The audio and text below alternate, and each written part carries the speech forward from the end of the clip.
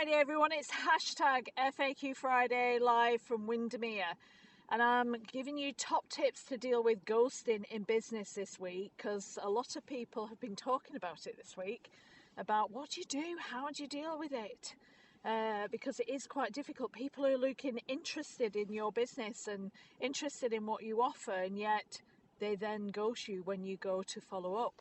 So ghosting in business when a prospect or client or partner suddenly stops responding can be quite frustrating and time consuming. It's really upsetting to a lot of people, as I've seen this week. But I thought I'd give you some top tips of how to handle it effectively and not take it personally. So number one is don't take it personally, because it's never about you. It's always about them. Because if people don't speak to you and say categorical no, then it is all about them. It's never about you. People get busy, they've got their own priorities, they've got their own issues going on, they've got things that are happening, they don't want to take calls because you've probably called at the wrong time, or emails get buried. So it's all about the priority shifting. So avoid making your own story, avoid making assumptions and stay professional, and then follow up with a friendly check-in.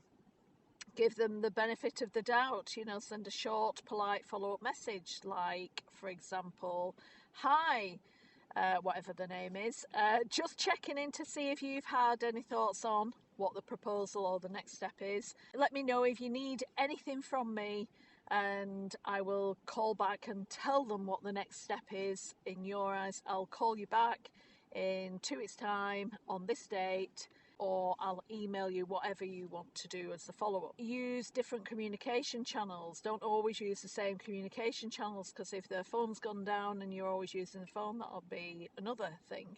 If the email isn't working, try LinkedIn messages, or a quick call or voicemail, or short WhatsApp or text message if appropriate. Create urgency without pushing pressure on. So a bit of FOMO, fear of missing out, a subtle deadline can help. For example, we're closing out on this project or this deal by such a date, and I wanted to check in if you're still interested before we move forward with the next steps. If not, please just let me know so I don't waste both our times. And that's really important, because it's valuing your time and your energy as you do with your clients. And then provide a gentle exit. Sometimes people don't know how to say no. They don't know how to say it's not for me right now. So give them an easy way out. For example, if this isn't a priority right now, no problem, just let me know when is, or so I don't keep chasing you unnecessarily. Just let me know that it's not something that you're interested in right now. So it's just being really clear. Add value in your follow-up. Make sure that instead of just asking for a response, offer something useful, like a quick industry insight or a relevant case study or article, a new idea based on their interests, something that they may need to know right now. You could introduce that, or set clear expectations early on to avoid ghosting in the future. Establish expectations up front. For example, if I don't hear back, would it be okay to check in next week? Let me know how you prefer to handle the follow-ups, so that you're both communicating correctly. And know when to move on. After a couple of follow-ups with no response, it's time to move on in certain aspects. But actually, it could take 7 times to be able to move on. But send a last chance message. For example, I haven't heard back, so I'll assume this isn't something that you need at this time, or it's not the right time for you. If things change, feel free to reach out. These are my contact details. And don't just shut it down. Keep the door open.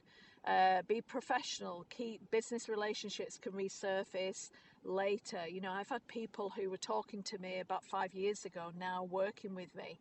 So stay professional and don't burn bridges. Example for this would be, I'd love to stay connected. Feel free to reach out if things change in the future. Maybe you send up a yearly or a 6-monthly message or an email, just keeping informed, or can I keep you informed by newsletter? and reflect and improve along the way. If ghosting happens to you quite often by a number of different contacts, review your approach. Are you targeting the right clients? Are they the right clients for you? Maybe not. Are you hitting them at the wrong time? Is your follow-up too aggressive or too passive? Do you need to clarify your value proposition? Look at what it is. Are they in enough pain to be able to get your solution? But you know your ideal client, so know what the pain points are, the problems, the issues, and the solution that you have, the gains and the pleasure that you could provide for them to help and enable them to make that decision.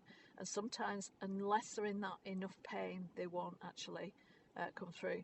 So remember, it's not about you, and use all of these steps or some of the steps to help and support you to deal with ghosting, but go back to the drawing board, see if your message is clear enough, not to keep wasting valuable time on people who don't value your time. So I hope that's helped. As always, FAQ Friday is here to help and support you, to give you lots of top tips, information, answer your questions. If you want any of your questions answered, give me a message or an email, alison@ajlakes.com. And if you're liking these complimentary advice, business tips, etc., please subscribe, like and share. Sharing is caring. So please drop me a message if you wish. And may I wish you an amazing Friday and a happy weekend. Thank you for joining me and sharing your precious time. Thank you. Take care. Bye-bye.